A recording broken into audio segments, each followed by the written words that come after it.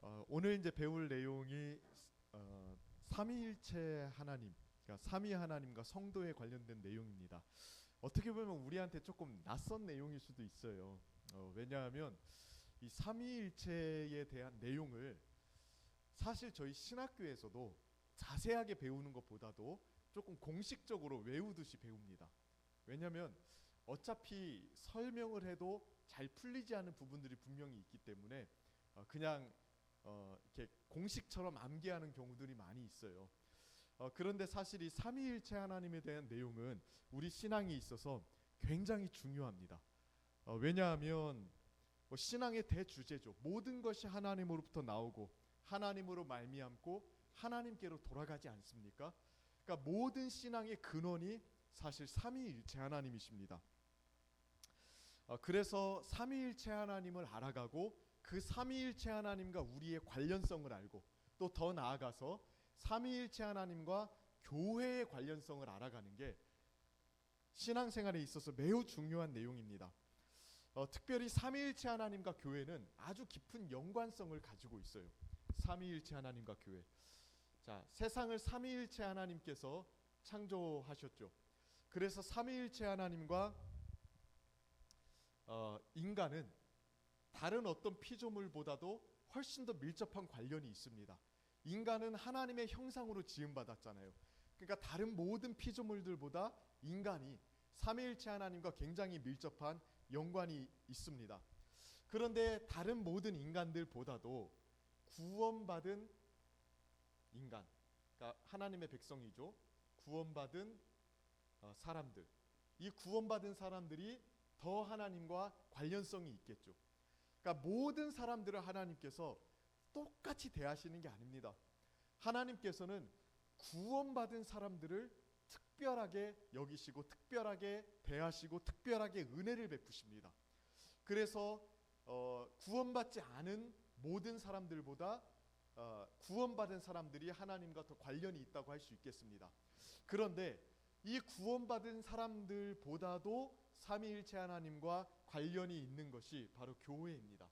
교회는 어떻게 보면 구원받은 사람들의 공동체죠.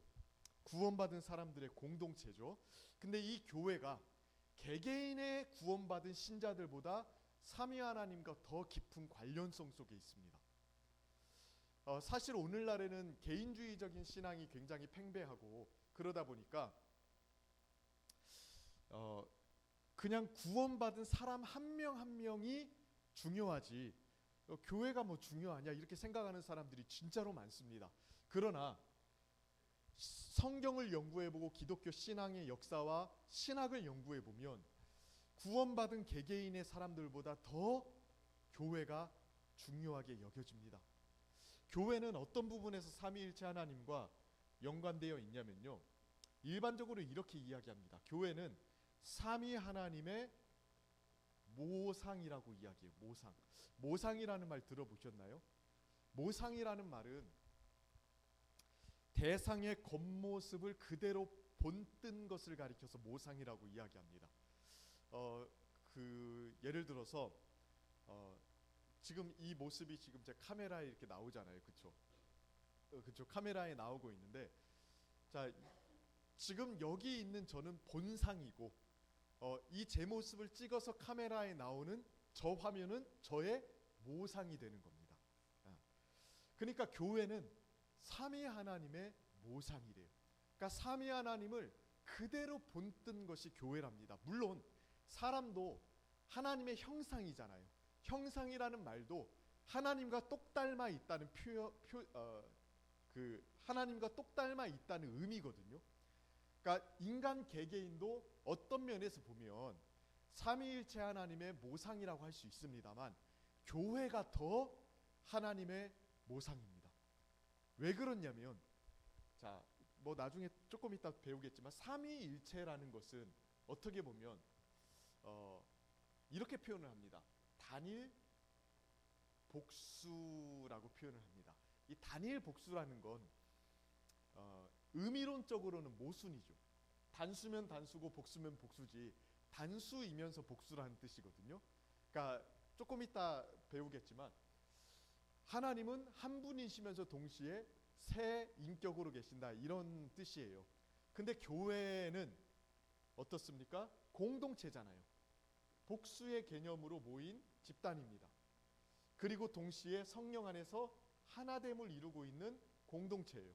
그러다 보니까 인간 개개인보다도 교회가 단일 복수이신 하나님을 더 닮아 있다고 볼 수 있습니다. 그래서 우리 신앙의 대주제는요, 삼위일체 하나님이고, 삼위일체 하나님을 생각할 때 삼위일체 하나님과 가장 닮은 게 뭐냐라고 했을 때 성경은 교회라고 이야기해요. 교회. 그래서 교회가 우리 신앙생활에 있어서 삼위일체 하나님과 가장 관련이 있는 기관입니다. 뭐 어떤 부분에서 관련이 있을까요? 네, 삼위일체 하나님과 닮아 있으니까 삼위일체 하나님을 기원으로 두고 있다고 볼 수 있죠. 그러니까 교회는 뭐 여러 성도들 마음 맞는 사람과 목회자 한 명이 의기투합해서 세운 기관이 아니라 삼위일체 하나님으로부터 기원해 있습니다. 그러니까 교회의 가장 뿌리는 삼위일체 하나님이시죠. 모든 부분에서 교회는 그래서 하나님과 관련되어 있습니다. 그냥 뭐 인간적으로 보면 좀 마음 맞는 사람들끼리 뭐 의기투합해서 또 목회자와 함께 세운 뭐 종교기관 이렇게 표현할 수도 있겠지만, 그 근원을 따져 들어가면 교회는 하나님께 그 기원을 두고 있습니다.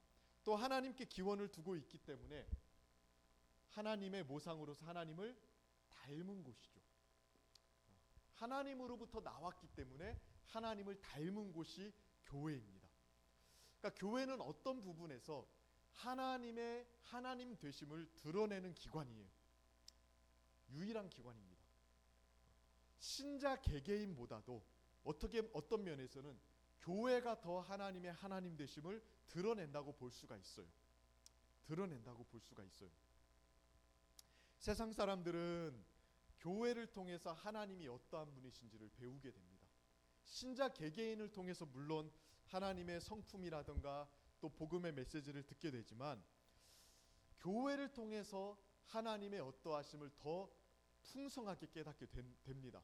그래서 교회의 사명은 뭐냐라고 했을 때 삼위일체 하나님의 어떠하심을 나타내는 게 교회의 사명이에요. 세상 사람들은 교회를 보고서 하나님이라는 분은 이러한 분이시구나 라는 것을 깨닫게 됩니다. 그거를 공동체적으로 드러낼 소명이 있고 사명이 있는 겁니다. 교회가 이 역할을 제대로 감당해야 됩니다. 그러니까 여러 가지 종교적인 어떤 액티비티, 활동들을 할 수가 있어요. 뭐 구제도 당연히 해야 되고, 우리가 선교도 해야 되고, 전도도 해야 되고, 여러 가지 사역들을 해야 됩니다. 그러나 그 모든 일들을 통해서 결국에는 교회가 드러내야 되는 게 뭐예요? 삼위일체 하나님이 어떤 분이신가, 이거를 세상 가운데 드러내는 게 교회의 사명입니다. 그렇다면 교회가 삼위일체 하나님으로부터 나왔고 삼위일체 하나님을 닮은 곳이라면, 그럼 이 삼위일체라는 건 도대체 뭐냐, 이걸 이제 우리가 배워야겠죠. 오늘은 삼위일체 하나님이 어떤 분이신지, 그리고 이 삼위일체 하나님이 사람과 어떤 관계를 맺고 계시는지를 먼저 생각해 보고, 다음 주에 삼위일체 하나님과 교회가 어떤 관계가 있는지를 조금 더 발전시켜서 생각해 볼까 해요.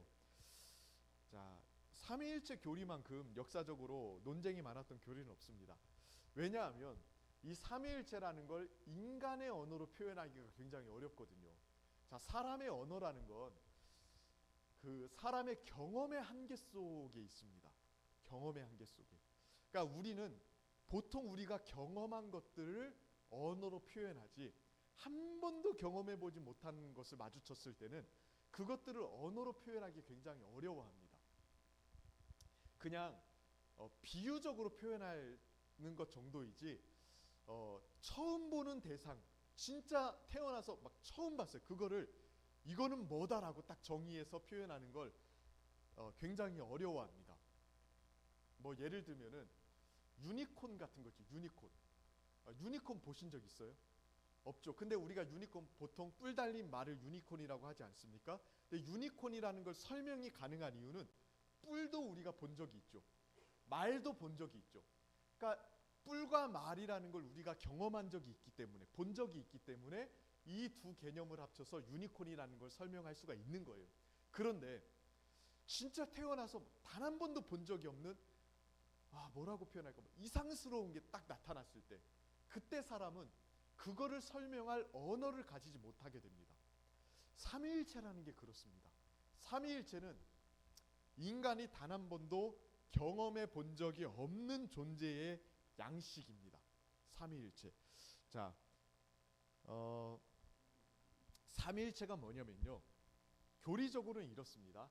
하나님은 한 분이시다. 하나님이 존재를 놓고 봤을 때는 한 분이시다. 그런데 이 하나님이 세 인격의 하나님으로 계시다. 물론 신이시니까 인자를 붙이는 건 좀 그래서 위격이라고 보통 신학적으로 표현합니다만, 뭐 인격이라고 표현해도 그렇게 큰 무리는 없을 것 같아요. 그래서 하나님이 몇 분이냐라고 물어봤을 때 성경은 하나님은 한 분이시지라고 대답을 하죠. 하나님은 유일하신 하나님이시니까 존재적으로는 하나다. 그런데 이 한 분 하나님이 또 각각 독립된 세 인격으로 존재하신다라고 봅니다. 성경을 연구해 보니까 성부 하나님이 나오시고 성자 예수님도 나오시고 성령 하나님도 나오세요. 그렇죠? 근데 이 성부, 성자, 성령 하나님이 각각 독립된 인격을 가진 하나님이시래요. 독립된 인격을 가졌다는 건 뭐냐면, 예를 들면 이런 거예요. 저랑 우리 건우 청년이랑 각각 독립된 인격입니다. 왜 독립된 인격이라고 하냐면 각자 독립적인 생각을 할 수 있어요. 그렇죠? 그러니까 제가 어떤 생각을 가지는 게 저절로 우리 건우 청년에게 동기화되지 않거든요. 저절로 딱 심어지지가 않거든요. 그러면 얼마나 좋겠어요. 그럼 설교할 필요도 없잖아요. 제가 가진 게 저절로 여러분들에게 막 심어지면. 근데 우리가 각자 독립된 인격이기 때문에 독립된 지성의 기능을 가지고 있어요. 생각을 가지고 있는 겁니다. 그리고 제 감정이 우리 건우 청년에게 저절로 옮겨가지가 않아요. 왜? 각각 독립된 감정을 가질 수 있거든요. 의지도 마찬가지죠. 제가 뭔가 한다고 딱 결단을 했을 때 그 결단이 저절로 우리 건우 청년에게 슥 스며드는 게 아니거든요. 그러니까 지성과 정서와 의지, 이 세 가지가 인격의 3요소인데 지성과 정서와 의지, 이 세 가지가 건우 청년과 저는 각각 독립적입니다. 따로 생각하고 따로 감정을 가지고 따로 선택을 하며 각자의 인생을 살아간다고요. 이걸 가리켜서 독립된 인격체라고 하는 거예요. 그러니까 우리 자녀들을 독립된 인격으로 존중한다는 건 뭐겠어요? 자녀들의 생각을 인정해주고 그들의 감정을 감정 그대로 존중해주는 것, 그들의 선택을 선택 그대로 받아들여주는 것, 뭐 그런 것들을 독립된 인격으로 존중해준다고 하지 않겠습니까? 근데 하나님께서 성부, 성자, 성령 하나님께서 각각 독립된 인격이시래요. 그러니까 이 말은 뭐냐면 성부도 성부대로 지성과 정서와 의지를 가지고 있어요. 성부 하나님도 성부 하나님대로 생각을 하고 감정을 가지고 의지력을 행사한다 이 말입니다. 예수님도 예수님대로 독립된 지정의를 가지고 있는 거예요. 저절로 하나님이 이렇게 생각한다고 해서 성자 예수님께 저절로 그게 쑥 들어가거나 그러지 않는다 이 말이에요.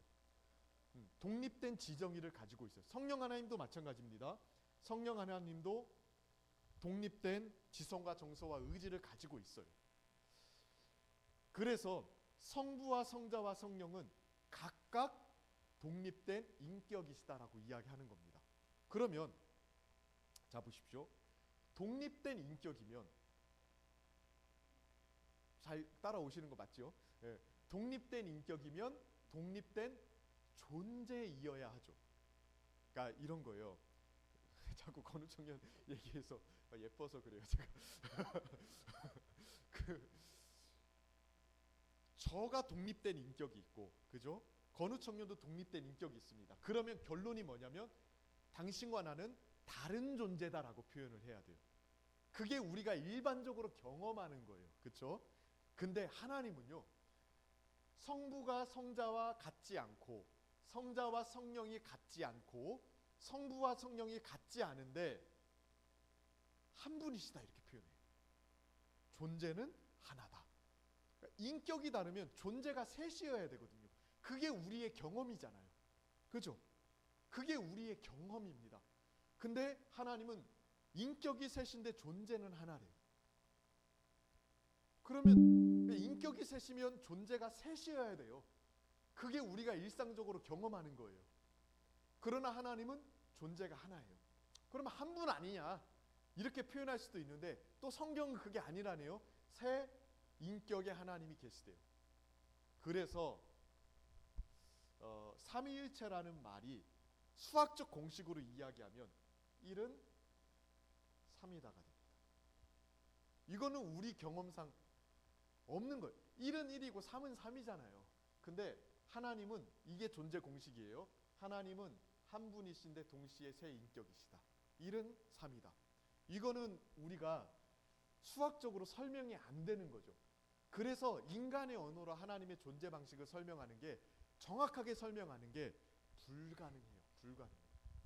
그래서 신학의 역사를 보면 삼위일체를 설명할 때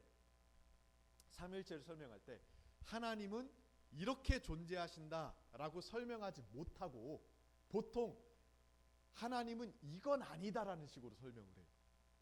그러니까 하나님은 삼위일체 하나님인데 삼위일체가 뭔지 정확하게 설명을 할 수 없다. 그러나 뭐가 아닌지는 우리가 안다. 이런 식으로 삼위일체 교리가 발전해 왔습니다. 그래서 하나님은 유일신은 아니다. 그러니까 유대교하고 그 이슬람교는 유일신이거든요. 그들은 삼위일체를 믿지 않아요. 그냥 하나님은 오직 하나의 존재 그리고 끝이에요. 그들에게는 하나님에 대한 설명이. 근데 우리 기독교는 그게 아니거든요. 하나님이 유일하신 하나님인 건 맞아요. 그러나 성부와 성자와 성령의 세 위격의 하나님이 독립된 위격의 하나님, 인격의 하나님이 계신다라고 표현을 합니다. 그래서 엄연히 따지면 기독교는 유일신론이라기보다도 삼위일체론을 믿습니다. 이렇게 대답하는 게 맞습니다. 또 반대로 세 인격의 하나님이니까 그럼 삼신론, 세 명의 하나님 아니냐? 그것도 아니다 이렇게 이야기해요. 그러니까 자꾸 아니다라는 식으로 설명을 하지 기다라고 이야기하기는 좀 어려워요. 그냥 공식적으로 하나님은 세 위격으로 계시는데 이 세 위격의 하나님이 영광과 권능에 있어서 동등하시며 하나의 본질을 가지고 계십니다. 라는 식으로 설명을 합니다. 잘 이해가 안 되시죠? 이게 이해가 안 되는 게 맞는 겁니다. 그냥 그런갑다 이렇게 받아들이시면 돼요. 그런갑다 이렇게 받아들이시면 됩니다. 그런데 자, 이 세 위격의 하나님이 영원 전부터 계셨단 말입니다. 그렇죠? 영원 전부터. 그럼 이런 거 궁금하신 적은 없으세요? 영원 전부터 이 세 위격의 하나님이 동일한 본질을 가진 한 존재로서 계셨는데 이 세상이 창조되기 전에는 뭐 하고 계셨을까? 이런 거는 궁금해하지 않죠. 저는 좀 궁금했는데 뭐 하고 계셨을까요?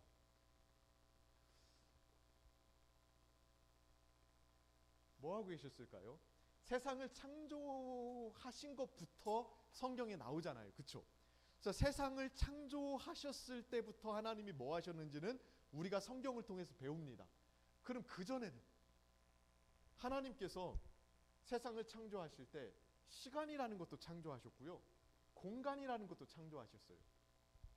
그렇죠? 그래서 세상을 창조하시기 전에는 시간도 없었습니다. 공간이라는 것도 없었어요. 이 공간 있잖아요. 이렇게 점과 점의 이 사이가 공간 아닙니까? 공간이 없다는 건 뭐예요? 이게 공간이 없는 거죠. 이 사이가 이렇게 없는 게.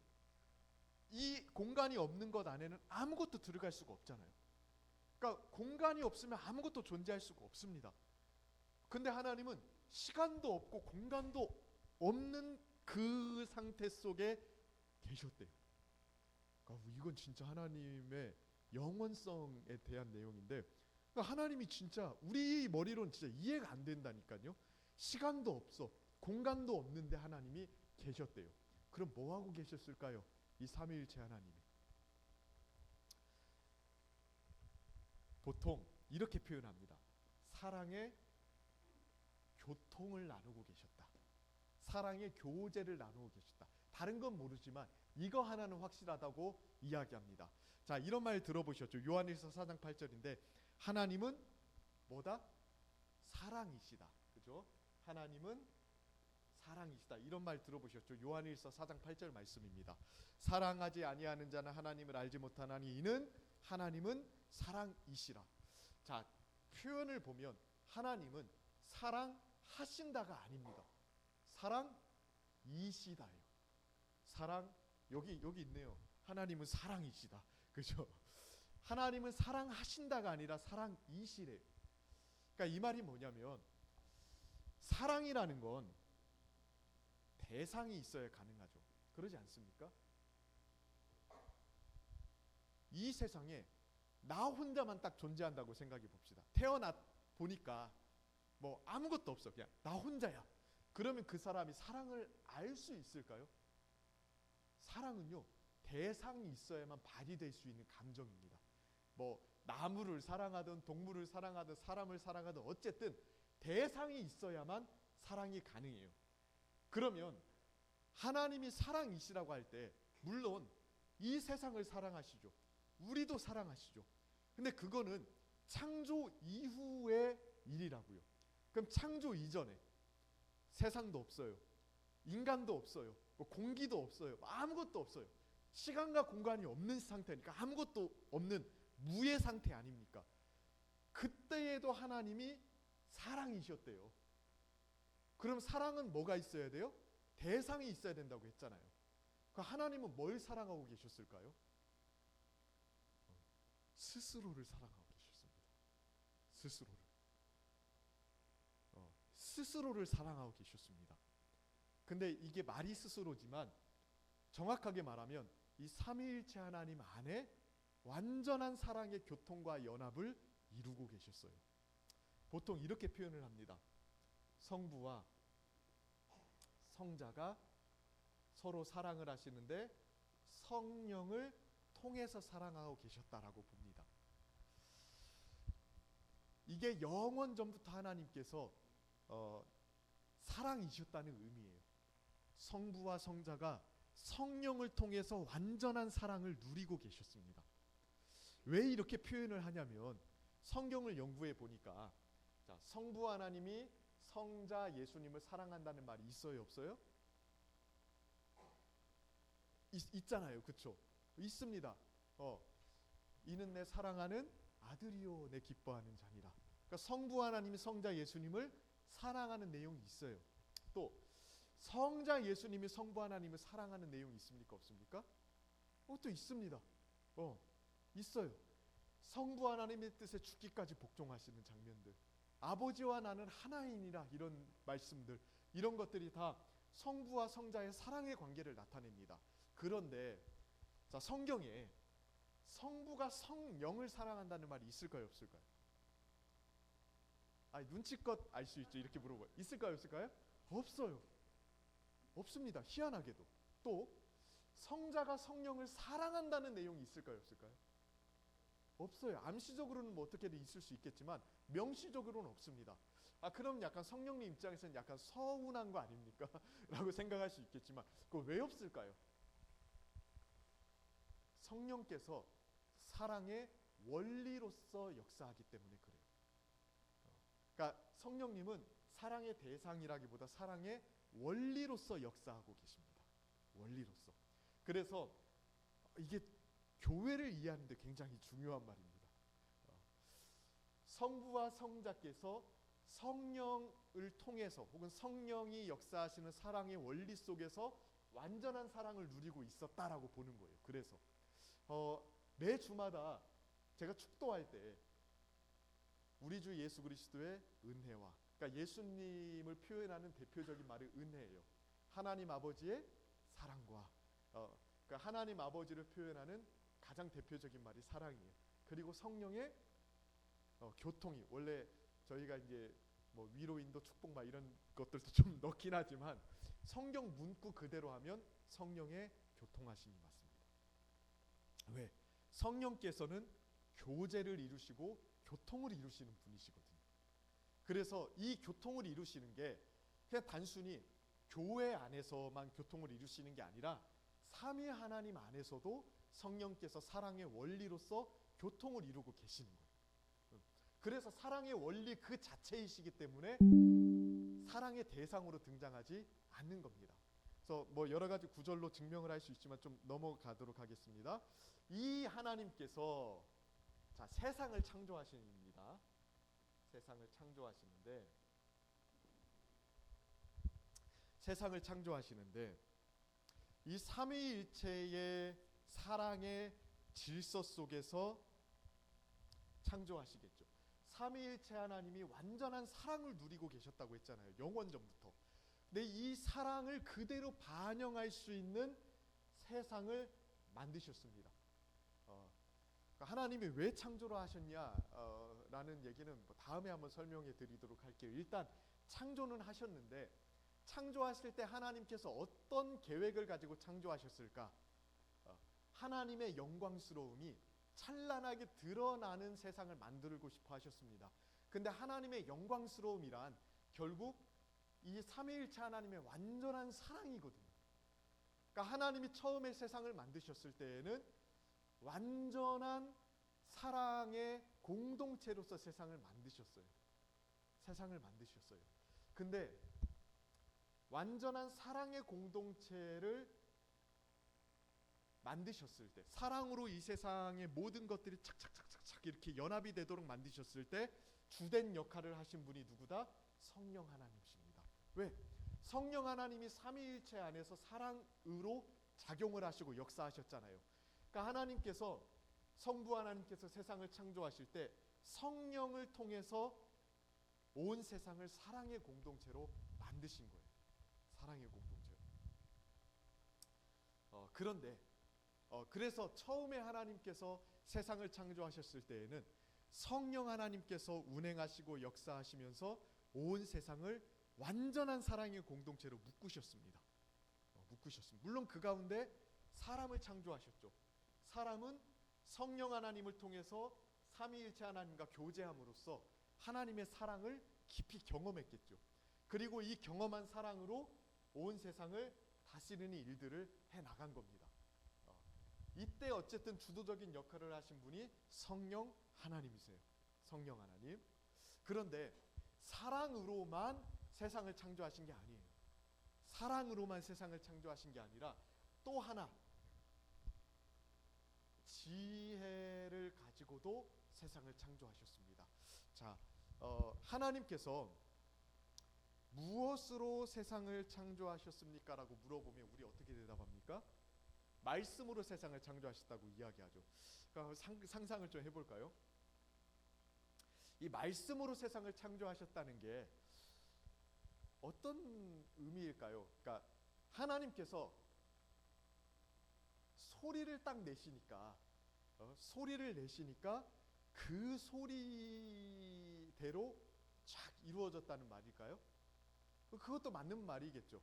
하나님이 말씀하신 대로 되었더라라고 이야기하니까 어쨌든 하나님이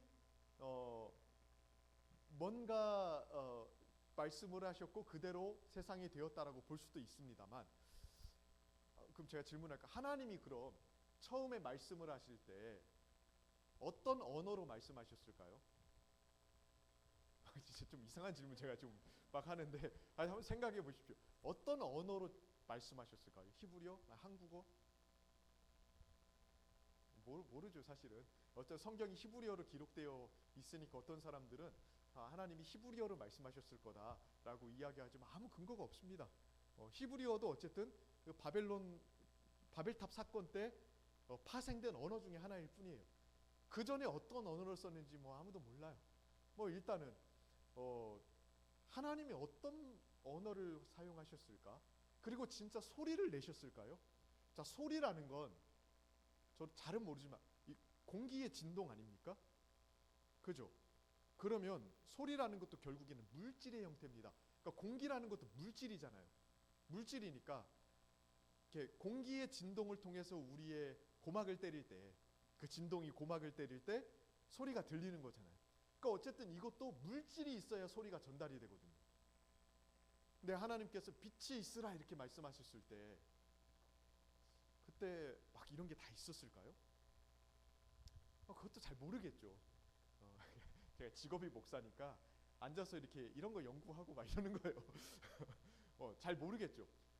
그래서 사실은 하나님께서 말씀으로 세상을 창조하셨다는 게 단순히 뭐 소리를 딱 내니까 그 소리대로 뭔가 착 되었다라는 것보다 일반적으로 고대부터 신학자들은 하나님께서 지혜를 발휘해서 세상을 창조하셨다는 것으로 이해를 합니다.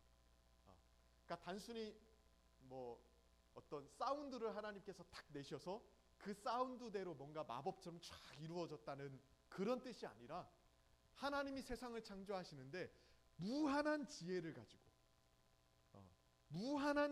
가지고 세상을 창조하셨다라는 의미로 말씀으로 창조하셨다는 것을 받아들입니다. 그러니까 이 세상을 보면 하나님의 무한한 지혜가 담겨 있잖아요. 잠언에도 보면 개미에게서 그 지혜를 배우라 이렇게 이야기하거든요. 그러니까 개미가 우리한테 뭔가를 알려주는 게 아니라 그 개미의 어떤 생활 속에도 하나님의 창조주의 지혜가 담겨 있다는 거예요. 그러니까 모든 세상 속에 하나님의 지혜가 담겨 있습니다. 이게 과학이 가능했던 이유이기도 합니다. 이성주의, 계몽주의 지난주에 좀 설명을 했는데 그게 온 유럽에 몰아닥치기 전에 과학자들은요 하나님을 믿기 때문에 과학이 가능하다고 생각했습니다. 왜? 하나님이 세상을 창조하실 때 온 세상에 하나님의 지혜를 담아두셨어요. 그러니까 아무렇게나 대충 막 만들어서 던져놓은 게 아니라 전능한 지혜를 가지고 고도의 계획을 가지고 세상을 한 땀 한 땀 만드신 겁니다. 물론 오랜 시간이 걸리지 않게 쫙 만드셨지만 어쨌든 아주 정교하게 하나님의 지혜를 담아서 만드셨어요. 자연과학이라는 건 자연을 연구함으로써 이 피조세계에 담긴 하나님의 지혜를 발굴하는 거였거든요. 그러니까 하나님이 세상에 지혜를 넣어두지 않았다면 과학은 불가능한 겁니다. 그렇게 믿었다. 뉴턴 같은 신학자는 그렇게 믿었습니다. 하나님이 계시기 때문에 과학이 가능하다. 그러니까 온 세계에 하나님의 지혜가 충만하잖아요. 신기하지 않습니까? 여러분의 몸을 한번 생각해 보십시오. 진짜 막 이렇게 손가락이 움직이는 것도 이 손이 움직이는 로봇을 만들려면 얼마나 고도의 기술이 필요합니까? 근데 아무리 로봇을 잘 만들어도요. 물론 이번 현대에서 굉장히 잘 만들긴 했는데 만들어도 사람만큼 정교하지 않습니다. 저는 이제 카메라 이렇게 만지는 것도 좀 좋아하는데 카메라를 아무리 잘 만들어도 사람의 눈보다 정교할 수 없습니다. 아무리 노력을 해도 사람이 만드는 거는 하나님의 지혜를 따라가기가 어려워요. 그리고 우리 몸을 한번 생각해 보십시오. 아니 심장이 이렇게 뛰고 있다는 게 너무 신기하지 않아요? 이거 멈추면 이거 이제 그 주님 만나는 건데 주님 오래 건강하게 뛰시길 축복합니다. 이게 태어날 때 아니 엄마 뱃속에 들어가는 순간부터 심장 소리가 들린다고. 그리고 이게 죽는 순간까지 멈추지 않아요. 왜 그럴까요, 얘가? 이게 어떤 프로그램이 심겨져 있길래 이게 막 뛰는 걸까? 이런 거 막 신기하지 않습니까? 그러니까 하나님이 이렇게 정교하게 자신의 지혜를 여기에 다 담가 주셨어요. 그러기 때문에 의학도 가능한 거고 과학도 가능한 거예요. 근데 여튼 지혜를 가지고 창조하셨습니다. 근데 이 지혜의 역할을 하신 분이 바로 성자 예수님이십니다. 요한복음 1장 1절 말씀 한번 찾아서 한번 읽어볼까요? 요한복음 1장 1절 말씀.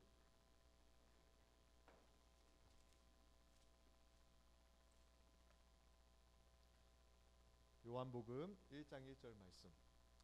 네, 같이 한번 읽어보겠습니다. 시작.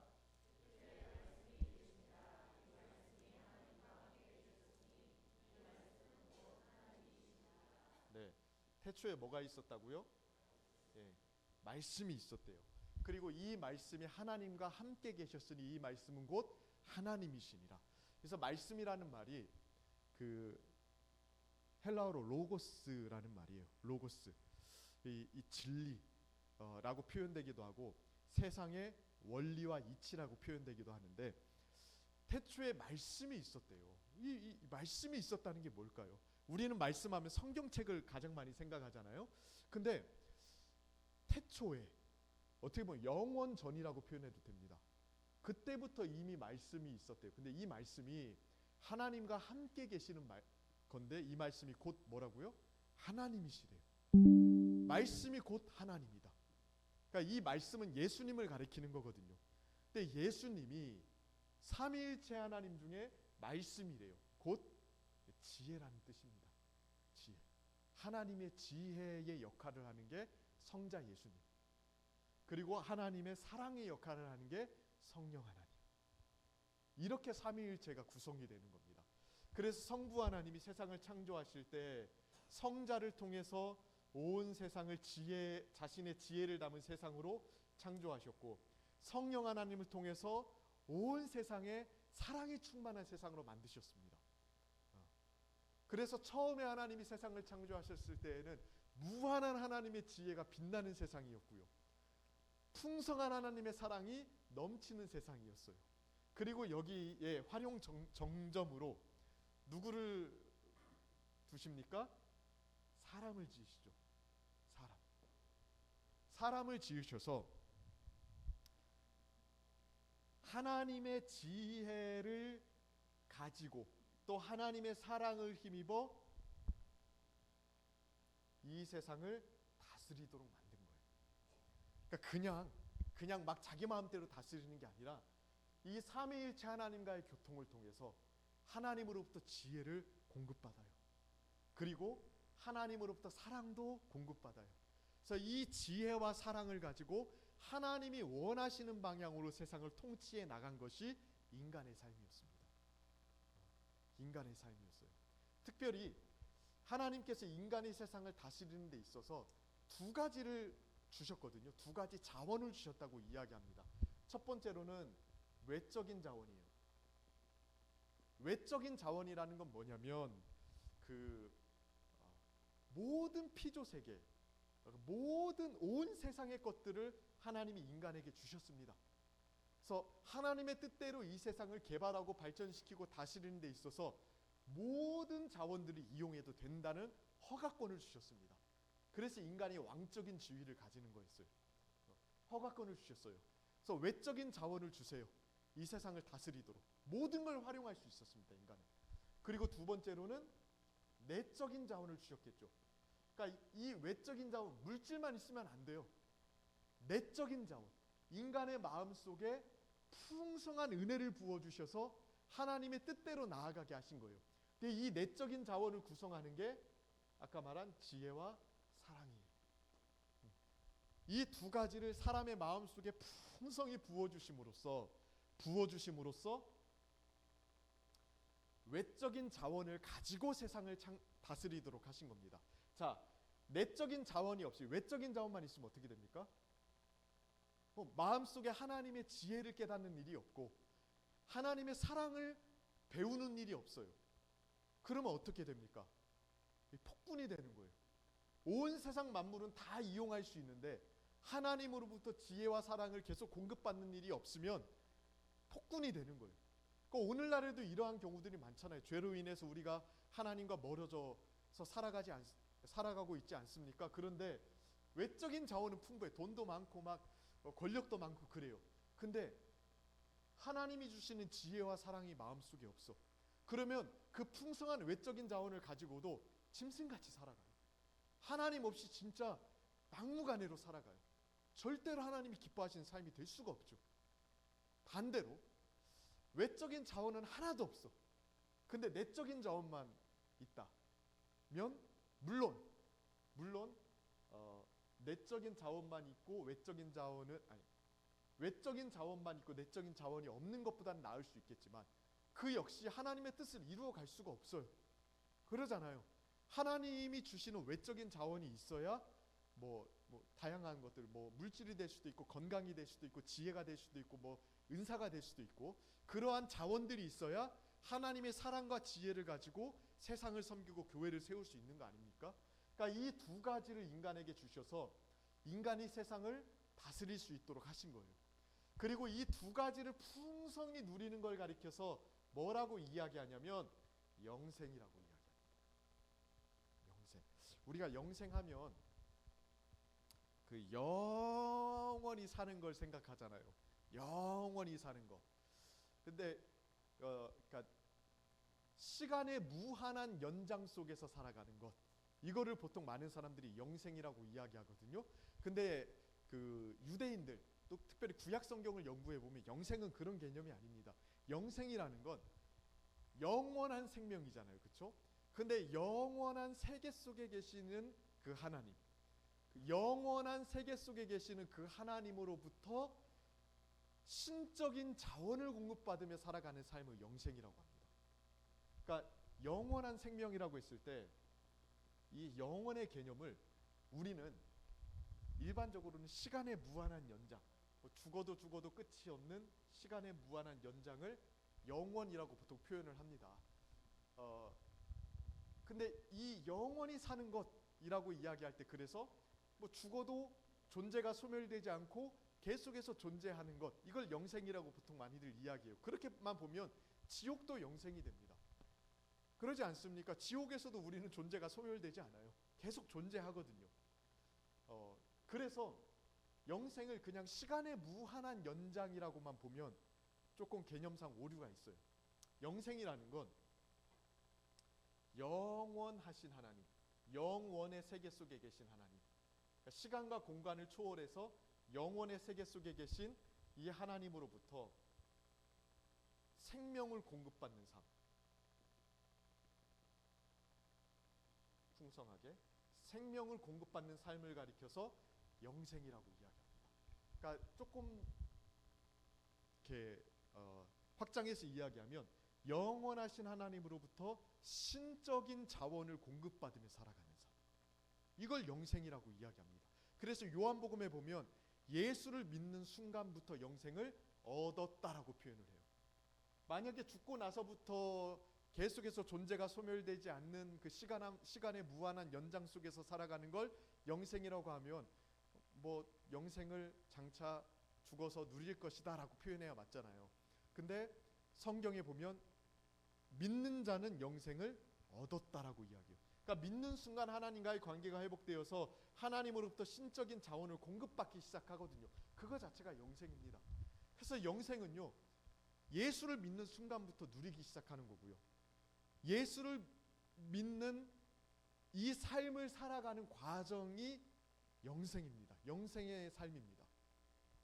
근데 이 영생이라는 건 다른 게 아니라 하나님으로부터 외적이고 내적인 자원을 풍성히 누리며 살아가는 삶이에요. 그리고 다른 무엇보다 핵심적인 건 뭐 내적인 자원이죠. 어떻게 보면 외적인 자원은 사람마다 소유하는 게 다를 수 있는데, 내적인 자원이 어떠하느냐에 따라서 그 사람의 인생이 많이 달라지거든요. 외적인 자원은 많이 소유하지 못했어도 그 사람이 하나님의 지혜를 풍성하게 깨닫고 하나님의 사랑을 가슴속에 풍성히 간직하고 살잖아요. 그러면 그 사람은 진짜 창조의 목적에 이바지하는 삶을 살아가요. 진짜 아름다운 삶을 살아가요. 외적인 자원이 부족해도요. 근데 외적인 자원은 많은데 내적인 자원, 그러니까 하늘의 지혜와 사랑이 부족하잖아요.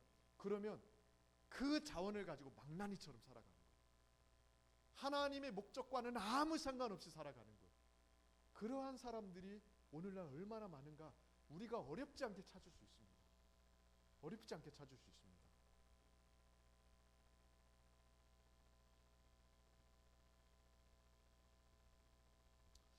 영생을 누리는 삶이란 이런 삶을 의미하는 겁니다. 이런 삶. 신자가 누릴 수 있는 최고의 삶은 이 삼위일체 하나님으로부터 지혜와 사랑을 계속해서 공급받으며 살아가는 거예요. 그거예요. 그 풍성한 삶을 살아갈 수 있어야 됩니다. 물론 타락으로 인해서 모든 것들이 망가졌지만 우리 주 예수 그리스도께서 우리를 위해서 구속의 일들을 행하셨고 성령을 통해서 다시금 우리에게 생명을 공급해 주셨죠. 그래서 우리를 다시 하나님, 삼위일체 하나님과의 풍성한 교제의 삶으로 부르지 않으셨습니까? 그래서 이 영생의 풍성함을 누리며 살아가는 게 신자의 의무입니다. 근데 문제는 뭐냐면 이 영생의 풍성함이 그때그때 다르다는 게 문제예요. 한 사람의 신자가 살아가는데 영생의 풍성함을 완전히 풍성한 상태 속에서 계속 살아가는 게 아니라 좋아졌다 나빠졌다 영적인 상태에 따라서 달라진다는 게 문제 아닙니까? 그러지 않습니까? 뭐 그럴 수밖에 없기도 합니다. 왜냐하면 우리 영혼의 상태라는 게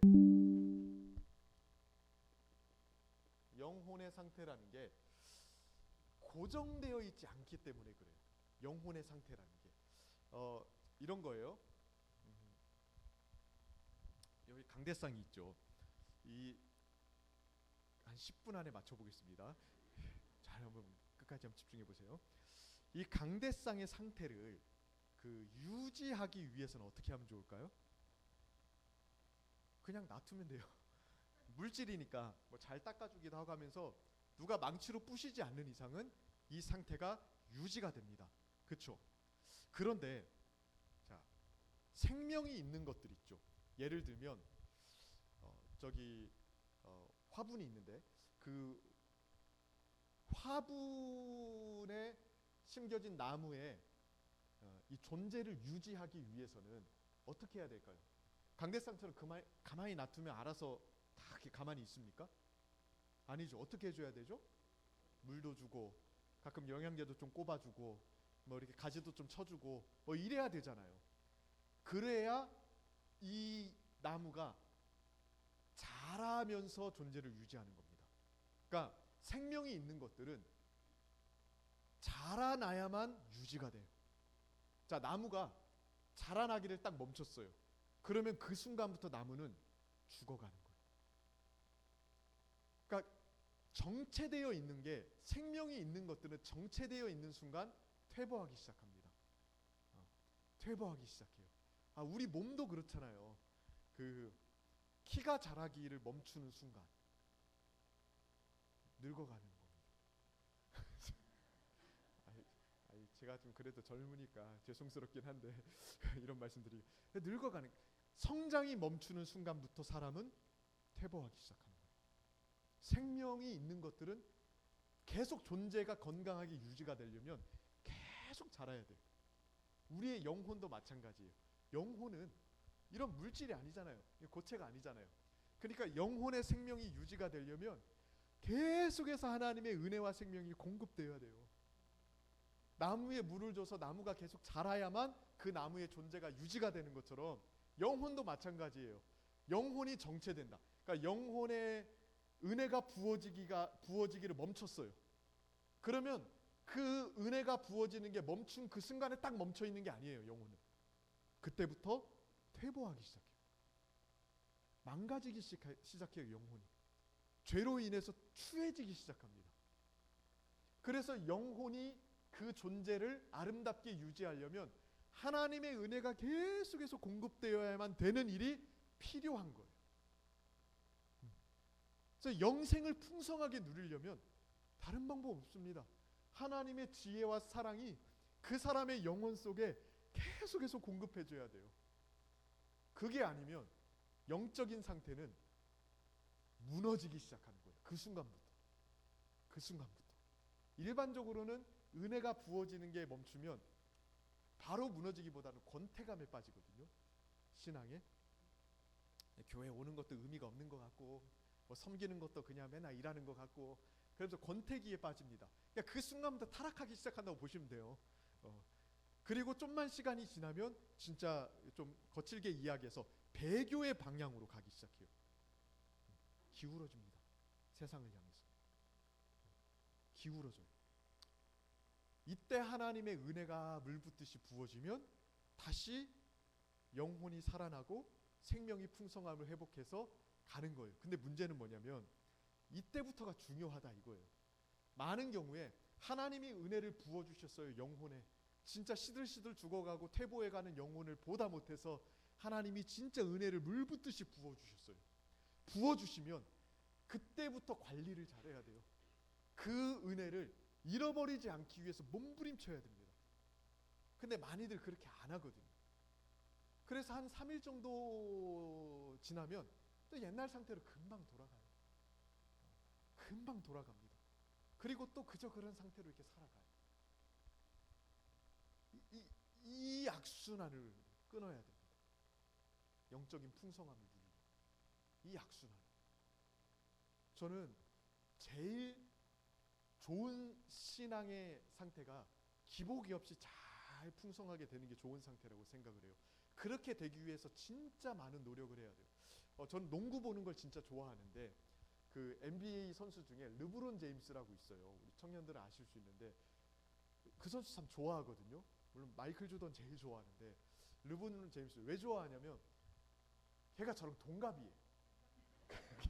걔가 저랑 동갑인 유명한 사람들이 있어요. 그 르브론 제임스가 저랑 동갑이고요. 그리고 북한의 김정은이 저랑 동갑이에요. 근데 어쨌든 간에 근데 르브론 제임스 오늘 사진을 한번 찾아보십시오. 몸이 진짜 이렇습니다. 그냥 그 별명이 금광불개예요. 몸이 진짜 말도 못하게 좋아요. 지금도요. 한 20대 선수들하고 부딪혀도 20대 선수들을 날려보냅니다.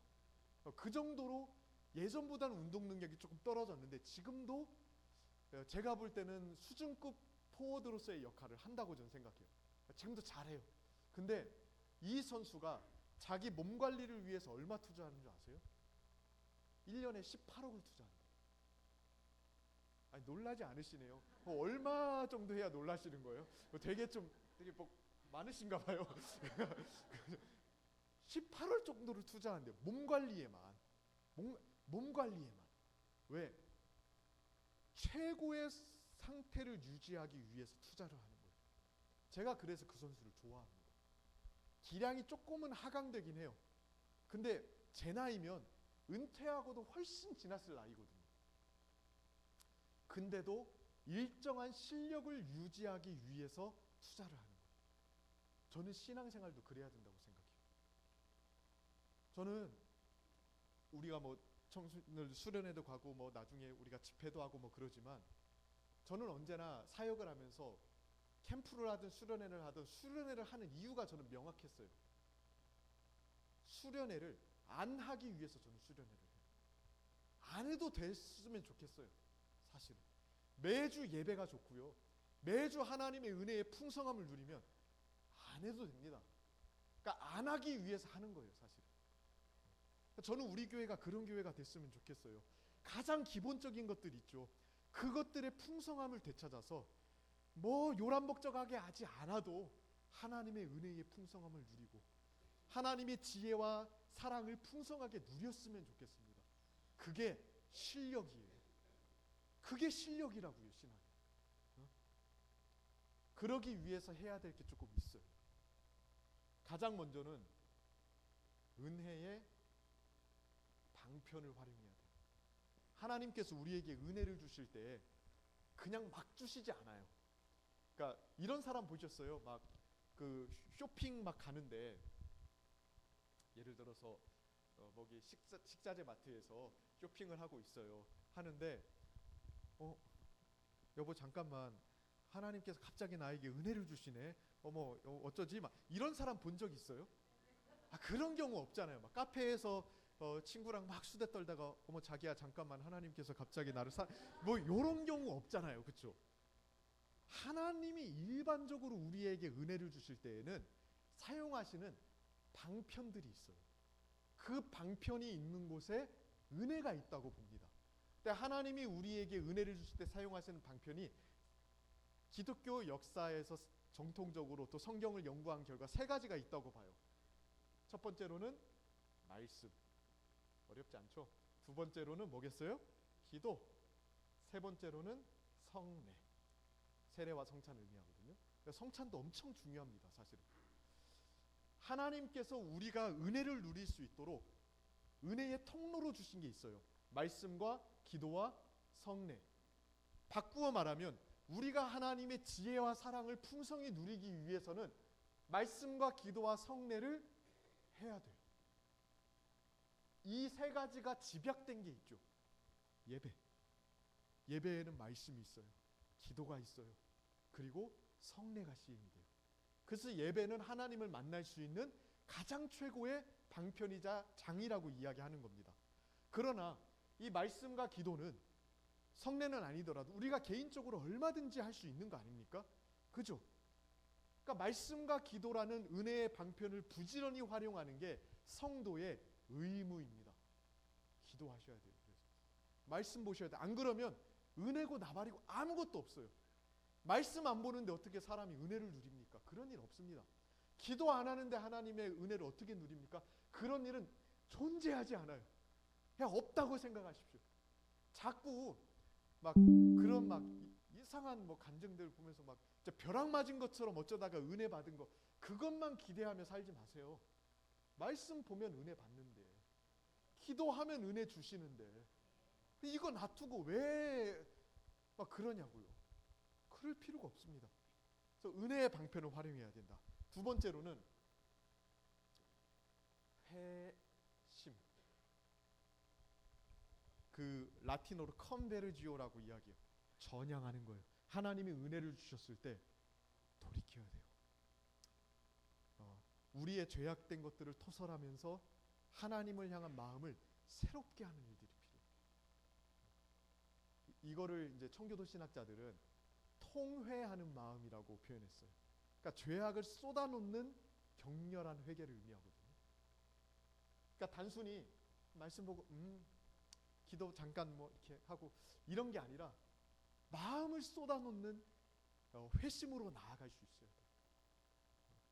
아니 목사님, 저는 말씀 봐도 그런 마음이 들지 않고 기도해도 그렇게 막 그렇게 회심하고 막 회개하는 그런 마음이 들지 않는데요. 아, 그러면 제가 방법을 알려드릴게요. 회심할 때까지 기도하시면 돼요. 여기 박윤선 목사님이 그 우리 한국교회 엄청 영적인 거장 중에 한 분이시잖아요. 근데 그랬대잖아요. 목사님, 기도가 안 되는데 어떻게 해야 됩니까? 아, 기도가 될 때까지 하시면 됩니다. 이랬대요. 근데 그 방법밖에는 없지 않습니까? 말씀 앞에 섰을 때 말씀의 미각이 잘 회복이 안 돼요. 그럼 어떻게 해야 돼요? 아, 회복될 때까지 말씀을 보셔야 돼요. 기도를 했는데 기도가 안 돼요. 그럼 어떻게 해요? 아, 기도가 될 때까지 하시면 됩니다. 그래서 회심, 마음을 찢으며 돌이켜야 돼요. 그러면 마음에 쇄신이 일어납니다. 그 자동차 이렇게 보면, 제 차도 이제 디젤 차인데 그 디젤 차는 보통 소리가 크잖아요. 좀 오래된 차일수록 딱 불을 하면 왕 이런 소리가 난단 말입니다. 사자 우는 소리가 들려요. 왕 이런 소리가. 그래서 근데 그나마 조금 그 뭐 연료 첨가제나 또는 엔진 오일을 좀 갈거나 이러면 조금 부드러운 소리가 나거든요. 왜냐하면 엔진에 있는 때가 벗겨져서 그래요. 그걸 쇄신이라고 이야기합니다. 회개를 하고 나면 마음속에 때가 벗겨져요. 그래서 하나님의 사랑이 더 깊게 느껴지고 더 쉽게 느껴집니다. 아, 그런 경험 해보시지 않았습니까? 하나님의 은혜를 정말 많이 받고 나서 성경을 보잖아요. 그러면 뭔가 성경을 보면서 막 연구하고 막 그 묵상하고 고민하지 않았는데도 진짜 하나님이 나에게 말씀하시는 것 같아요. 성경 마디마디 말씀 마디마디 하나하나가 내 마음속에 콕콕 들어오는 것 같아요. 그런 경험 해본 적 있지 않습니까? 은혜를 부어주고 나면 막 무릎 꿇고 각 잡고 기도하지 않아도 주님 이렇게만 기도해도 눈물이 쑥 나요. 마음이 쇄신돼서 그래요.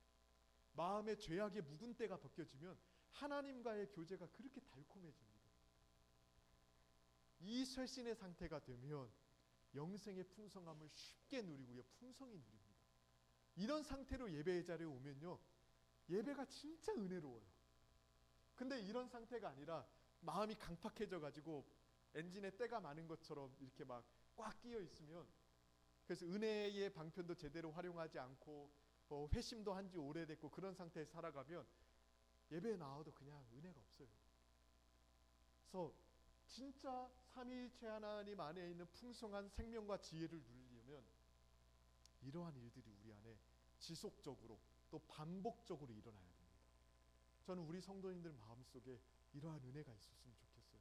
그래서 우리 재상교회가 제 다른 건 몰라도 하나님의 은혜의 풍성함을 누렸으면 좋겠습니다. 하나님의 지혜와 사랑을, 지혜를 깨달아가고 말씀을 통해서 또 사랑을 풍성히 누리게 돼서 행복한 성도들이 됐으면 좋겠어요.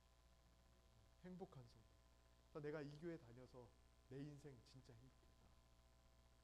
그런 교회가 됐으면 좋겠습니다. 내가 교회 하나 잘 만나서 내 인생 하나님을 알게 되고 하나님의 은혜를 깨닫게 되고 그분의 지혜와 사랑을 누리게 되는 복된 인생이 되었다.